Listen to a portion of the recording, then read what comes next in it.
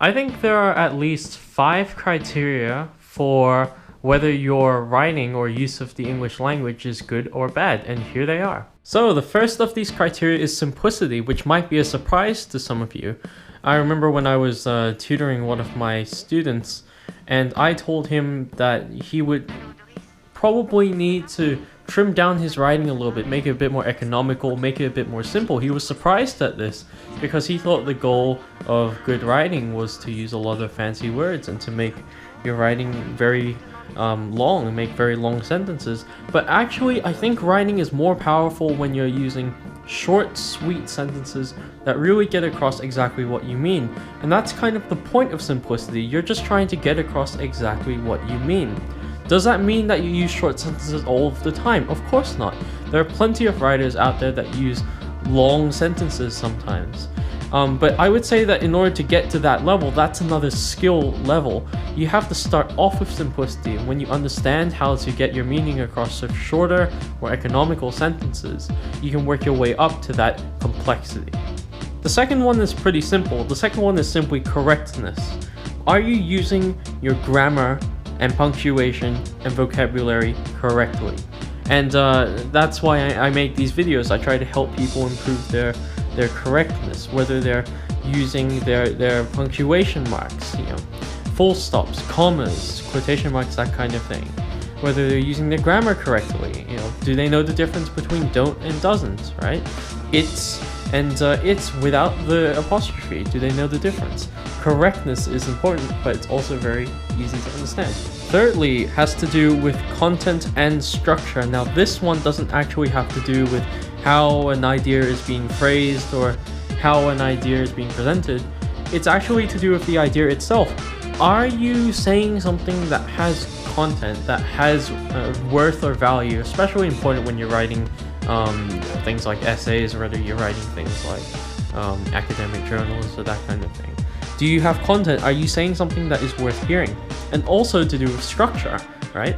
Because you can have a lot of ideas, but if you are not structuring it in such a way that makes it easy to digest, not just easy to digest, but a way that makes sense, for example, in a way that really brings out your point without just vomiting it all on the reader, do you have that structure there? So content and structure is very important as well. Fourthly, I think once you get those 3 points, you are a sufficient user of the English language. The fourth point is ingenuity and creativity. Ingenuity and creativity, and basically what that means is that when you get to a sufficient level of using the English language, you are given some leeway in which you can create for yourself something that is new or fresh or hasn't been seen before, or maybe you want to craft something of your own that's uniquely your own, make your own style. I think you can probably do this in at least 3 ways. You could use vocabulary in such a way. You could pick and choose your words that you are using. Maybe a different use of a common word. Maybe you're using that in a rhyme, for example. Secondly, you might want to use it in phrasing. Maybe you're phrasing a piece of imagery in a particular way, in a way that makes it more fresh, more new, more vivid. And thirdly, you might use your punctuation in a different way, or maybe play with the conventions of a particular form. So for example, I've read some novels before, namely The Road by Cormac McCarthy. In that novel, Cormac doesn't use quotation marks. He doesn't use talking marks when the characters are talking. In fact, the whole novel just reads like one continuous flowing event, and without the breaks of those quotation marks. I thought that was very interesting. But obviously, if you are not sufficiently skilled in the language, that just comes out as poor writing. And fifthly, I want to talk about persistence and strictness, which I think is a generic skill no matter what craft you are doing, whether it be cooking to building to writing.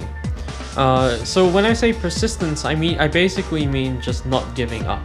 The English language can be incredibly frustrating at times. I know this because one of my students was from Poland, and she's just learning, or she's been learning the grammar for a while, but there are consistently things that really bug her, some stuff that she really doesn't get. The thing about persistence is that the answers are always there. You just need to look for them, and that's why I make these videos, to try to provide some of those answers for you. And with strictness is important because strictness means that you're constantly on the lookout for improving your writing, to be able to kind of nitpick your writing. For example, when we're talking about correctness and grammar, right? You need to be able to become aware of the little things, right? It's always about paying attention to the little things. That's what I mean by strictness, right? How are you using your commas? Are you using them in the right places? Which is especially important because you can use your commas in so many places. So you need to always be aware. Sometimes your writing will look like it's fine, right? But that's more because you have just been writing like that since you can remember. You've been writing like that for a long time. When you improve your grammar, when you learn more about your grammar, you become aware of more things that you can improve on and more things that you can nitpick in your own writing. So I recommend basically watching my videos. So thanks for watching this one. See ya.